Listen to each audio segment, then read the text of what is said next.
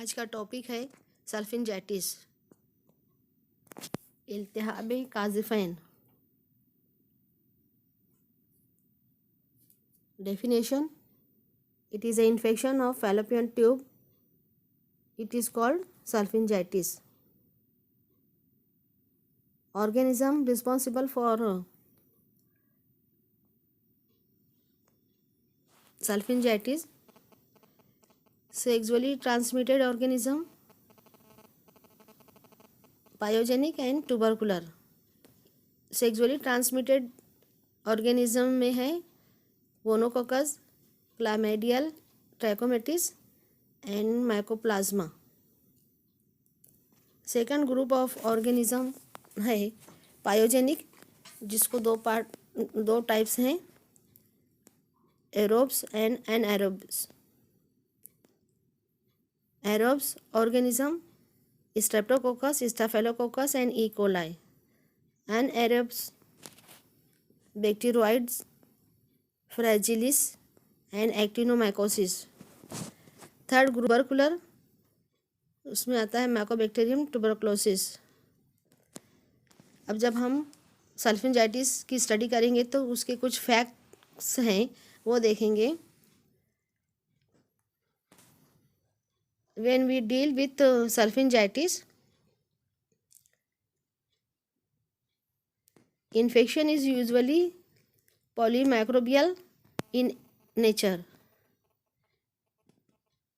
Second, both tubes are usually affected. Ovaries are usually involved in the inflammatory process, so it is preferred to call salpingophritis.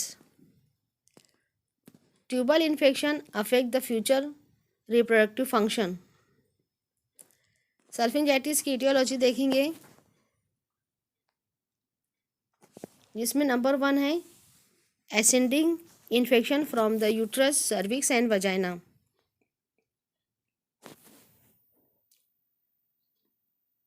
Pyogenic infection usually occurs following delivery and induced abortion.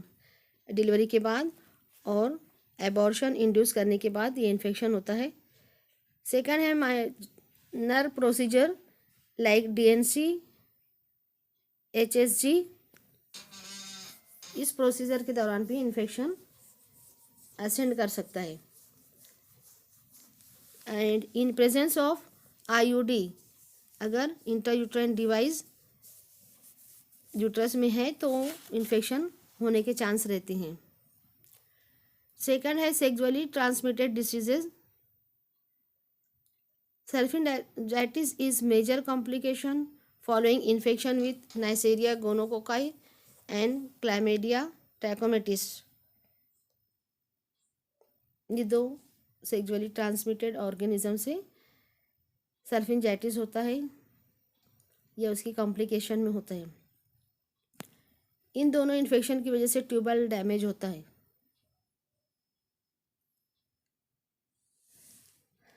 Next है direct spread from adjacent infection, जिसमें one और both tubes are affected in appendicitis, diverticulitis and following pelvic peritonitis. अगर किसी patient में appendicitis होता है या pelvic peritonitis होता है तो उसके नतीजे में भी सल्फिंजाइटिस हो सकता है। Diverticulitis is a inflammation of pouch in GI tract. The organisms are usually E. coli, Streptococcus, fecalis, Bacteroid, fragilis are involved when abscess is formed. In organism की वजह से अगर इन्फेक्शन हुआ है तो उसमें एब्सेस फॉर्म हो जाता है। नेक्स्ट है tubercular.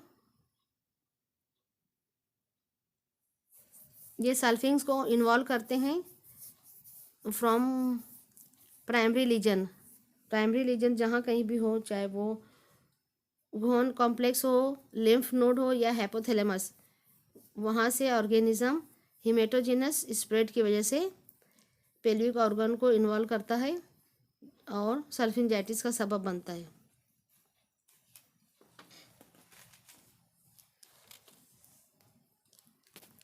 Now we see acute सल्फिंजाइटिस।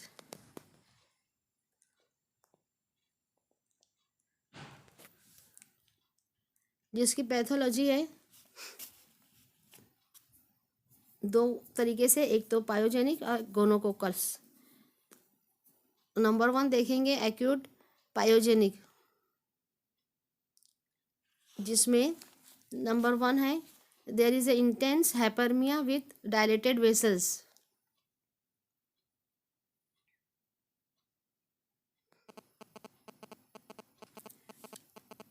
और सेकंड है the enlargement of tube is more in gonococcus infection. Third है the walls are thickened and oedematous. Purulent exudate can be expressed out ostium. Purulent exudate को हम abdominal ostium की तरफ से express कर सकते हैं, देख सकते हैं। Mucosa slightly oedematous and muscular layer show marked oedema and acute inflammatory reaction. Outer layer involve होती है, जिसकी वजह से एडिजन ज़्यादा होता है और पस फॉर्मेशन होता है। There is a inflammatory reaction and pus formation of pelvic peritoneum. The pus collect in pouch of Douglas forming pelvic abscess. If infection is severe, endosulfings is destroyed and pus is formed. If febrile end is open, pus escape out from febrile end. But if fibria are adhere to each other, pus pent up inside and producing pyosulfings. Tube में पस का collection हो जाता है अगर फिब्रियल and एक दूसरे से एडियर हो जाए तो, और वो कहलाता है पायोसल्फिंग्स।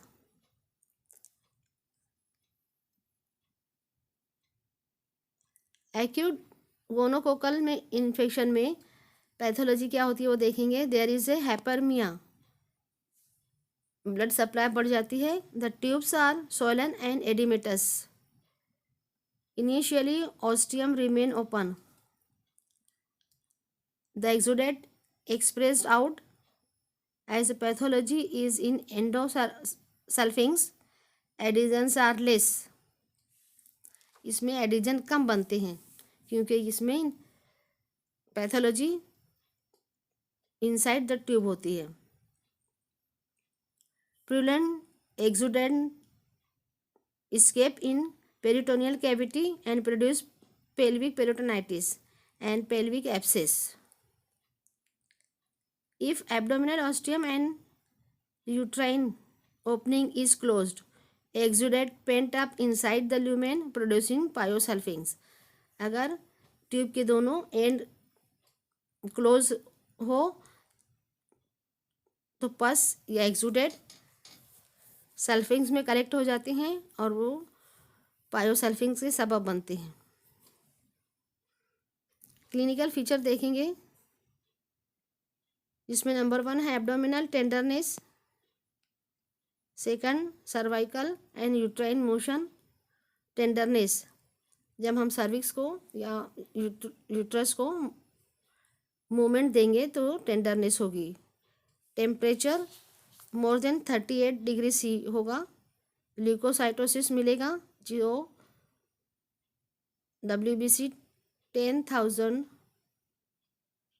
पर mm³ से ज़्यादा होंगे। Purulent material from peritoneal cavity by laparoscopy और बाय कोल्डोसेंटेसिस। कोल्डोसेंटेसिस एक प्रोसीजर है जिसमें पोस्टीरियर फॉर्निक्स से निडल और सिरिंज के ज़रिए फ्लूइड को एस्पिरेट किया जाता है।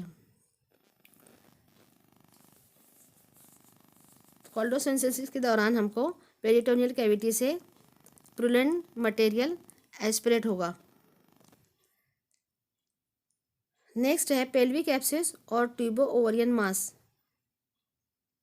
ये दोनों चीज़ों को हम बायोमैनुअली एग्जामिनेशन के तौर पे टाइम फील कर सकते हैं या फिर यूएसजी में ये फाइंडिंग मिल सकती है।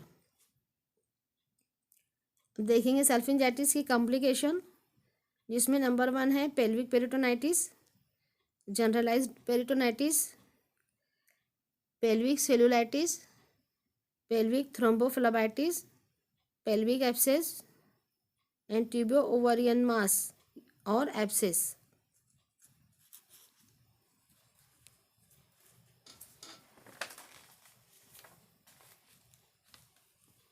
अब देखेंगे इसका फैट ऑफ एक्यूट सल्फिंजाइटिस,